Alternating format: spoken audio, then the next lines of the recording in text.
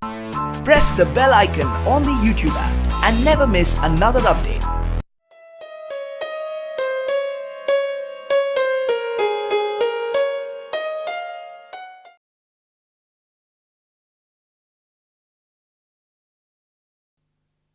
Hi friends, मैं हूं सुमन शर्मा। आद्या English classes की ओर से सिरीन पाठशाला पे आपका बहुत बहुत स्वागत है। मुझे पता है बच्चे बहुत दिनों से वेट कर रहे थे इंग्लिश के वीडियो के लिए। कई सारे मैसेजेस आ रहे थे मुझे, इतने सारे व्हाट्सएप से इतने सारे मैसेजेस आ रहे थे, बट थोड़ी तबीयत ठीक नहीं थी, इसलिए मैं ज़्यादा वीडियोस नहीं बना पा रही थी। लेकिन अब कोशिश करूंगी आपके एग्जाम के पहले, आईबी का जो एग्जाम होने वाला है उसके पहले जो भी आईबी के लिए इंपॉर्टेंट है मेरी तरफ से मैं पूरी कोशिश करूंगी। बाकी आपको अपना एफर्ट करते रहना है, ठीक है। चलो, तो आज हम देखने वाले हैं कुछ ईडियम्स, ठीक है। कोशिश करेंगे कि 15 से 20 मिनट में कम से कम 50 से 60 ईडियम्स हम फिनिश कर लें, ठीक है। ओके, सो देखते हैं सबसे पहला ईडियम, अंडर अ क्लाउड। अब देखो, अंडर अ क्लाउड और under the weather. Under the weather का मतलब है जैसे मैंने बोला कि मेरी तबीयत ठीक नहीं है, सो मैं कहूंगी I am feeling a little bit under the weather, ठीक है। एनर्जी लो लग रहा है, दुखी हूँ या तबीयत ठीक नहीं है, खासकर अगर तबीयत ठीक नहीं है तो हम उसको कहते हैं under the weather, feel sick. But under a cloud, under a cloud का मतलब है शक के घेरे में आना। कुछ गलत करने के बाद जब आप शक के घेरे में आ गए हो तो हम कहेंगे he is under a cloud. So under a cloud का मतलब है शक के घेरे में आना, और अंडर द वेदर का मतलब है to feel sick. Okay, then you have weather a storm.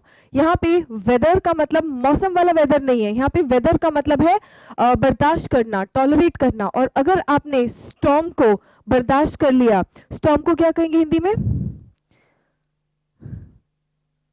तूफान, हाँ, सॉरी सॉरी। सो तूफान को आपने बर्दाश्त कर लिया तो मतलब क्या किया आपने? आपने मुश्किल समय को आपने मुश्किल समय को बर्दाश्त कर लिया और बर्दाश्त करके आप उसको पार निकल गए हो। जैसे मैं एसएससी के कैंडिडेट्स के लिए कहना चाहूंगी, आपने क्या किया है, अभी बहुत ज्यादा मुश्किल समय चल रहा था आप लोगों के लिए और मैं बिल्कुल समझ सकती हूँ इस चीज के लिए, ठीक है। लेकिन अब नोटिफिकेशन आ गया है तो अब मैं आपके लिए क्या कहूंगी कि आप लोगों ने एक स्टॉर्म वेदर कर लिया है, you have weathered a storm. Okay, then throw caution. Caution का मतलब है केयरफुलनेस, ठीक है। सो मैंने फेंक दिया, केयरफुलनेस को फेंक दिया, कहाँ पे? विंड में, हवा बह रहा था और मैंने केयरफुलनेस को फेंक दिया। मतलब मैं कैसी हो रही हूँ अब? बहुत ज्यादा केयरलेस हो रही हूँ।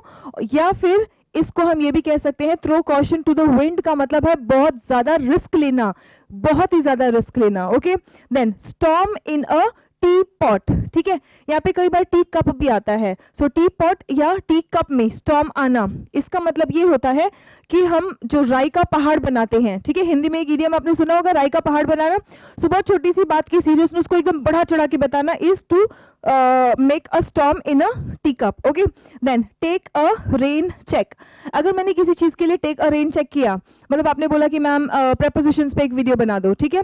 मैंने बोला नहीं अभी तो मैं नहीं बना सकती हूँ, तब भी ठीक नहीं है, लेकिन आगे आने के टाइम पे आने वाले टाइम में मैं जरूर, आने वाले वीडियोस में जरूर बना दूंगी। तो मैंने क्या किया, आई टुक अ रेन चेक, मतलब अभी तो मना करना, लेकिन ये कह के कि आगे मैं वो काम कर दूंगी, ठीक है। सो उसको हम कहते हैं to take a rain check. Stem the tide, यहाँ पे स्टेम नाउन की तरह नहीं यूज हुआ है, ठीक है। जो ट्री का स्टेम होता है हम उसकी तरह नहीं यूज कर रहे, इसको वर्ब की तरह यूज कर रहे हैं। टाइड्स, टाइड्स आ रहे हैं, उसको रोकने के लिए मैंने स्टेम द टाइड किया, मतलब किसी भी मुसीबत को प्रिवेंट करने की कोशिश की, कंट्रोल करने की कोशिश की, ठीक है। Okay, then the next one, steal someone's thunder. मैंने कहा तुमने मेरा थंडर चुरा लिया, मतलब क्या? मैंने कुछ अच्छा काम किया है, ठीक है, मैंने कुछ अच्छा काम किया है, उसकी तारीफ मुझे मिलने के बजाय आपने ले ली, तो आपने क्या किया? स्टील माई थंडर, समवंस, यहाँ पे जिसका थंडर आपने चुराया वो आ जाएगा, ठीक है। सो मैंने अगर कोई अच्छा काम किया और उसका क्रेडिट आपने ले लिया, बहुत लोग ऐसा करते हैं, है ना, तो उसको मैं कहूंगी he stole my thunder. Then shoot the breeze. Shoot the breeze का मतलब हम तो ये सोचेंगे शूट द ब्रीज है तो हवे में तीर मारना, ठीक है। सो ऐसा ऐसा कुछ नहीं है इसका मीनिंग। शूट द ब्रीज का मतलब बहुत ही चिल, एकदम रिलैक्स होके बातें करते रहना, ठीक है, एकदम चिल मोड में बातें करना is shoot the breeze. Okay, 7 sheets to the wind का मतलब है बहुत ही ज्यादा ड्रंक होना, बहुत ही ज्यादा ड्रंक होना, ठीक है। So 7 sheets to the wind, मैं ये कह सकती हूँ कि Devdas was 7 sheets to the wind, हमेशा टल्ली रहता था, फुल एकदम, ठीक है। So that is 7 sheets to the wind. Sail close to the wind का मतलब है रिस्क लेना। देखो फर्क देखो इसमें, sail close to the wind and throw caution to the wind. यहाँ पे ग्रेट रिस्क लेना है, यहाँ पे रिस्क लेना है। ओके, देन रेनी डे मतलब फ्यूचर में आने वाली प्रॉब्लम्स, फ्यूचर में आने वाली मुसीबतें। Rain on your parade. Okay, अब मैंने परेड ऑर्गेनाइज किया, उसमें भगवान ने बारिश कर दी, तो हम क्या कहेंगे, मेरा प्लान खराब कर दिया, ठीक है। सो रेन ऑन योर परेड हम इन जनरल इसको यूज कर सकते हैं। अगर मेरा कोई प्लान किसी ने खराब कर दिया तो मैं कह सकती हूँ कि ही रेन्ड ऑन माई परेड, ठीक है। Then know which way the wind blows, ठीक है। इसका मतलब ये है कि फ्यूचर में क्या होने वाला है ये मुझे पता है और मैं उसके हिसाब से तैयार हूं। That means know which way the wind blows. अगर मुझे पता है कि हवा इस तरफ बहने वाली है तो मैं अकॉर्डिंगली प्रिपेयर्ड हूं उसके लिए, ठीक है, मुझे पता है तभी तो।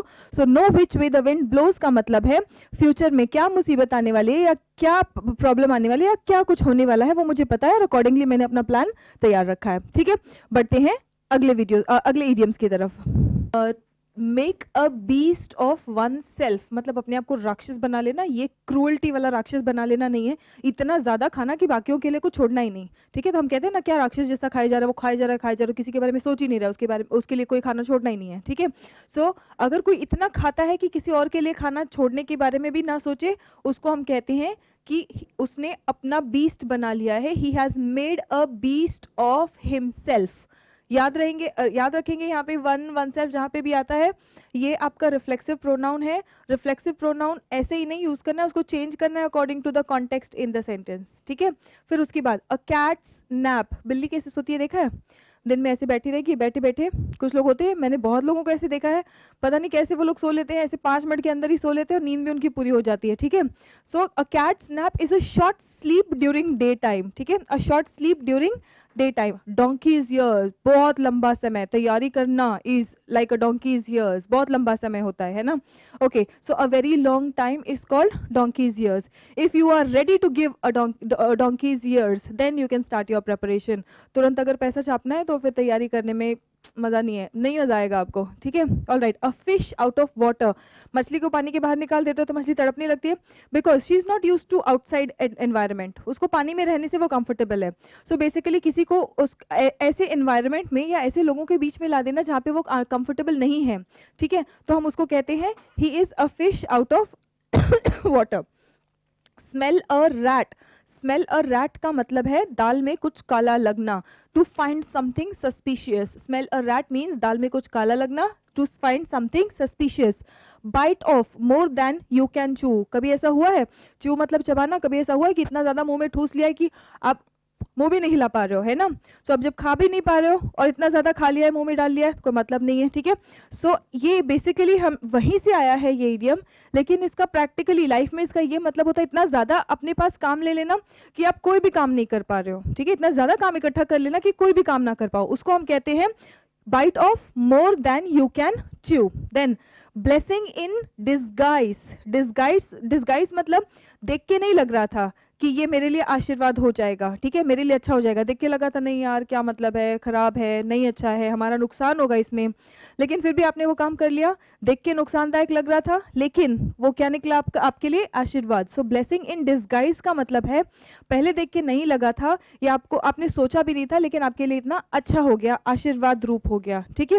Then burn the midnight oil, अब एग्जाम नजदीक आ गया है तो क्या कर रहे हो आप, you are burning the midnight oil, मतलब मिडनाइट ऑयल भी बर्न करने का मतलब ये है कि रात को भी बत्तियां जला जला के आप पढ़ रहे हो, रात को भी मेहनत कर रहे हो, ठीक है। So that is burning the midnight oil. Now hot potato क्या है, हॉट पोटैटो बहुत ही विवादित और चर्चित विषय है। विवादित मतलब कंट्रोवर्शियल है, चर्चित मतलब बहुत ज्यादा चर्चा में, ठीक है। सो हॉट पोटैटो इज बहुत ही ज्यादा कंट्रोवर्शियल एंड डिबेटेड इशू, ठीक है। Add insult to injury, Hindi में हम कहते हैं जले पे नमक छिड़कना, ये वही है, एग्जैक्टली वही है, ठीक है। देखो हर जगह आप हिंदी टू इंग्लिश नहीं ट्रांसलेट करेंगे क्योंकि कई बार मीनिंग बिल्कुल उल्टा निकलता है, लेकिन जहाँ पे आप कर सकते हो तो वहाँ पे मैं आपको बता दूंगी, ठीक है। अपने आप से भी जब आप पढ़ेंगे तो एक बार नोट कर लेंगे, थोड़ा सा बस कॉन्शियस होकर आपको नोट करना है कि देखो इसका जो हिंदी वाला मतलब है वही इंग्लिश वाला मीनिंग है, ठीक है। और कुछ चीज़ें ऐसी होती है जो हिंदी और इंग्लिश में बिल्कुल अलग होती है, तो बस थोड़ा सा कॉन्शियस रहना है आपको और ध्यान देना है कि इसका तो अलग मीनिंग था, ठीक है। So add insult to injury, मतलब चोट लगी है, ऊपर से आपकी बेइज्जती की जा रही है, मतलब क्या, जले पे नमक छिड़का जा रहा है, ठीक है।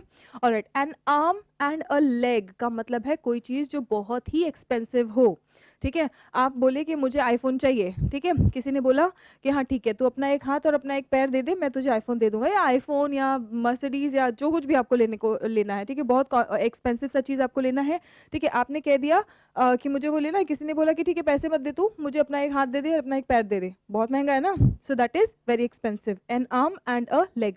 Eight the drop of a hat, आपने देखा है eight the drop of a hat मतलब इंस्टेंटली, ठीक है।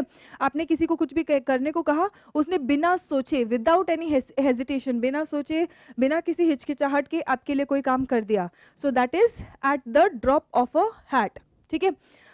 Then barking up the wrong tree, मतलब या तो गलत आदमी को, गलत पर्सन को ब्लेम करना, या तो गलत जगह पे अपना काम करने की कोशिश करना, ठीक है। सो उसको हम कहते हैं barking up the wrong tree. अब आपको तैयारी करना है यूपीएससी का, आप कोचिंग ले रहे हैं सिर्फ एसएससी का, सिलेक्शन होगा, मुश्किल है ना, देखो मैं ये नहीं कहूँगी कि नहीं होगा, लेकिन मुश्किल है, ठीक है। So that is barking up the wrong tree, ठीक है। Then be glad to see the back of, कभी आपके साथ ऐसा हुआ है कि कोई पर्सन गया और उसके जाने की आपको बहुत ज्यादा खुशी हो गई है ना, ऐसा लगता है जान बची लाखों पाए, अच्छा हुआ गया, है ना। सो उसके लिए क्या है, बी ग्लैड, खुश होना, to see the back of कोई भी पर्सन जिसके जाने से आपको बहुत ज्यादा खुशी हुई, आप कहेंगे I am glad to see the back of that person, okay. Then beat around the bush का मतलब है मुद्दे पे ना आके घुमा फिरा के बात करना। बेस्ट ऑफ बोथ वर्ल्ड्स मतलब सारे एडवांटेजेस होना, मैंने कहा कि I have got selected and I have the best of both worlds, मतलब मेरे पास सारे एडवांटेजेस हैं, ठीक है। देन द नेक्स्ट इज जज a book by its cover. जज a book by its cover का मतलब है, आप देखो कवर कैसा है, कवर देख के आपने जज कर लिया कि बुक कैसा है। देखो हमने हिंदी में कई बार सुना है कि दिखावे पे मत जाओ, अपनी अकल लगाओ। सो देख क्यों, क्योंकि दिखावा कई बार धोखा देने वाला होता है ना। सो इसीलिए जज a book by its cover, अगर मैंने किसी बुक को जज किया उसके कवर से, इसका मतलब ये कि मैंने उसके बारे में डिटेल जाने बिना ऊपर ऊपर से या सिर्फ देखने से मैंने उसको जज करने की कोशिश की, ठीक है, जिसके लिए हम यूजुअली कहते भी हैं कि प्रेजुडाइज। प्रेजुडाइज का मतलब क्या है, आप पहले ही कुछ सोच लेते हो किसी पर्सन के बारे में, ठीक है। All right, let's proceed to the next set of idioms. बढ़ते हैं अपने अगले सेट ऑफ ईडियम्स की तरफ। देखो, क्राई ओवर स्पिल्ड मिल्क, अब दूध है, छलक गया, गिर गया, फैल गया, तो रो के कुछ मिलेगा नहीं मिलेगा, है ना। मतलब जो नुकसान पूरा नहीं किया जा सकता है, जिस नुकसान की भरपाई नहीं हो सकती, उसके ऊपर भी रोना या पछताना, ठीक है। डेविल्स एडवोकेट, डेविल्स एडवोकेट का मतलब क्या है, बहुत इंपॉर्टेंट है, कई सारे एग्जाम्स में ये आ चुका है, ठीक है। एडवोकेट क्या करता है, अपने ओपिनियंस, अपने आर्ग्यूमेंट्स पेश करता है। डेविल्स एडवोकेट, देखो डेविल को कोई सपोर्ट नहीं करता है ना, सो डेविल्स एडवोकेट का मतलब है ऐसे पर्सन के लिए ओपिनियन देना, काउंटर आर्ग्यूमेंट देना जिसके लिए ज्यादा लोग सपोर्ट नहीं करते हैं, ठीक है, डेविल्स एडवोकेट। ओके, हो सकता है वो जो आर्ग्यूमेंट या काउंटर आर्ग्यूमेंट आप दे रहे हो वो आपका नहीं है, लेकिन फिर भी वो आर्ग्यूमेंट आप पेश कर रहे हो, सो उसको हम कहेंगे devil's advocate. Hit the nail on the head का मतलब है बात डायरेक्टली एग्जैक्टली बोलना, hit the nail on the head. Now let the cat out of the bag, let the cat out of the bag का मतलब है secret को reveal कर देना, ठीक है। Once in a blue moon, कभी कभार, हम लोगों को बोलते हैं कि यार तो ईद का चांद हो गया है, कभी दिखता ही नहीं है ना, कभी कभार दिख रहा है, so once in a blue moon. Piece of cake, piece of cake, कोई चीज अगर बहुत आसान है तो हम कहेंगे it is a piece of cake for me, मैं कह सकती हूँ learning vocabulary is a piece of cake for me, but it is not a piece of cake for you, no it is. See eye to eye का मतलब ये है agree करना, सहमत होना। अगर मैंने कहा कि on this issue I agree, I see eye to eye with you, इसका मतलब ये on this issue I agree with you. Sit on the fence, sit on the fence का मतलब है डिसीजन ना लेना, वो ना बोल रहा है कि मैं इधर जाऊंगा, ना बोल रहा है उधर जाऊंगा, वो फेंस पे ही बैठा हुआ है, so sit on the fence का मतलब है डिसीजन ना लेना। Take with a grain of salt, take with a grain of salt का मतलब है कोई भी कुछ कहे उसको सीरियसली ना लेना। कोई अगर आपको कोई बात कह रहा है और आप सीरियसली नहीं लेते, यूजुअली देखो वही बात हमें घर वाले बोलते हैं, हम उस बात को सीरियसली नहीं लेते हैं, है ना। सो you always take whatever your parents say with a grain of salt, ठीक है। Then the ball is in your court, या मैं कहूँ the ball is in my court, मतलब डिसीजन लेने की बारी मेरी है। मैं बोलूँ the ball is in your court, मतलब डिसीजन लेने का, फैसला करने का या डिसीजन लेने का लेने की बारी तुम्हारी है। मैंने कहा the ball is in Rahul Gandhi's court, मतलब अब राहुल गांधी को कोई ना कोई डिसीजन लेना पड़ेगा। मैंने बोला the ball is in Modi's court, मतलब अब डिसीजन किसको लेना पड़ेगा, मोदी को, ठीक है। Then the next one, straight from the horse's mouth. Straight from the horse's का हॉर्सेस माउथ का मतलब है कोई भी इंफॉर्मेशन अगर आपको मिला, यूजुअली बहुत ही अथॉरिटेटिव सोर्स से मिला है, तो मैं कहूंगी कि मुझे ये information straight from the straight from the horse's mouth मिला है, ठीक है। Then bolt from the blue का मतलब है कोई भी चीज अचानक होना, आपने एक्सपेक्ट भी नहीं किया था और अचानक हुआ, तो हम कहेंगे bolt from the blue. Then chase the rainbows. Rainbows को चेज करके किसी को रेनबो मिला है, आप रेनबोज की का पीछा करो आपको रेनबो मिलेगा नहीं ना, तो मतलब कोई ऐसी चीज पाने की कोशिश करना जो नहीं मिलेगा। कम रेन और शाइन, मतलब चाहे जो हो कम रेन और शाइन, मैं तो सिलेक्शन लेके रहूंगा, ऐसा अगर आपका विल पावर है तो हम क्या कहेंगे, कम रेन और शाइन, मतलब चाहे जो हो।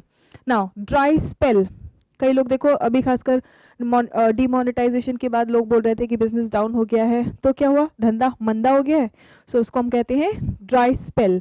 मतलब यूजुअली अच्छा चल रहा था, कोई भी काम अच्छा चल रहा था लेकिन अभी फिलहाल कम चल रहा है, तो हम कहेंगे ड्राई स्पेल आना। जैसे ये यूजुअली क्लाइमेट में से ये इडियम लिया गया है। बारिश में ड्राई स्पेल उसको कहते हैं जब बारिश कम होती है, बारिश का ही सीजन है, जून से अक्टूबर का टाइम है, लेकिन कभी कभी बारिश बहुत ज़्यादा होती है, बीच में ऐसे टाइम आ जाता है जब बारिश 2-3 दिन तक बिल्कुल नहीं हो रही है, तो उसको हम ड्राई स्पेल कहते हैं, ठीक है। देन फेयर वेदर फ्रेंड, पता है फेयर वेदर फ्रेंड कौन है, सुख के साथी, ठीक है। जो वो गाना चलता है सुख के सब साथी दुख में ना कोई, तो वही ये सुख के साथी है। फेयर वेदर, जब तक मौसम अच्छा है, जब तक तुम्हारे साथ सब कुछ बढ़िया चल रहा है, तब तक वो दोस्त तुम्हारे साथ रहेगा, जैसे ही तुम्हारी लाइफ में मुसीबत आई वो तुमको छोड़ के चलता बनेगा, तो ऐसे दोस्त को हम क्या कहेंगे, फेयर वेदर फ्रेंड। इन अ फॉग का मतलब है कंफ्यूज्ड होना, कंफ्यूजन में होना। और आपके लिए एक होमवर्क, ठीक है, क्योंकि ये थोड़ा कॉमन सा है, 49 और 50 ये थोड़ा कॉमन सा इडियम है, तो मैं एक्सपेक्ट करती हूँ कि इसका आंसर आप मुझे कमेंट बॉक्स में देंगे। रेन कैट्स एंड डॉग्स, और दूसरा है अ क्लोज शेव, या इसी से सिमिलर और एक इडियम है नैरो एस्केप, दोनों का मीनिंग एक ही है। आप मुझे इनके जवाब कमेंट बॉक्स में देंगे, ठीक है। और अगर आपको ये वीडियो अच्छा लगा, आप वीडियो को लाइक करेंगे, चैनल को सब्सक्राइब करेंगे, और नेक्स्ट इडियम्स हमारे आते जाएंगे। तब तक आप इन दोनों के आंसर्स 49 और 50, इन दोनों इडियम्स का आंसर आप मुझे कमेंट बॉक्स में मेंशन कर देंगे, ठीक है। That's all for today students, thank you so much.